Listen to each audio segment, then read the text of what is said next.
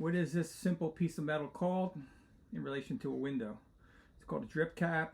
Some people call it a head cap. Anyway, it goes at the top of the window, on the exterior of the window, and what this is going to do is going to keep water from getting back in the wall. Okay, this is a display model. Okay, so it doesn't have a drip cap, but I don't know if you can see it. There's a piece of 1x trim going all the way around the window. Before they put the drip cap on, and after they put the window in, okay, they're supposed to take the tie back or the window water resistant barrier, which is that modern stuff you see on homes now. They're supposed to fold it up, and then they're supposed to take this piece of metal, okay, and secure it, and then they take the house wrap down over it and they tape it.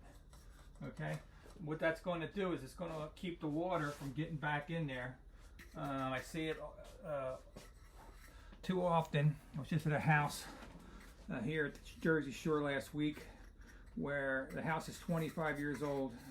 For some reason they put the drip cap above the windows, and or I'm sorry, above the doors, but they didn't do the windows. There's got to be 50. It's a giant house. Got to be 50 windows. All the windows that didn't have a drip cap, they've got water. This is all getting like this. There's obviously rot back there. There's probably rot in the wall. So if you if you're experiencing leaking or any kind of issue, like where the window seems to be coming apart, because most of your premium windows are wood. They're clad and usually in vinyl, and they should be bulletproof if they're installed properly. But if they did not put the drip cap in, then you're going to have problems. Anyway, if you need an inspection or a second opinion, give me a call.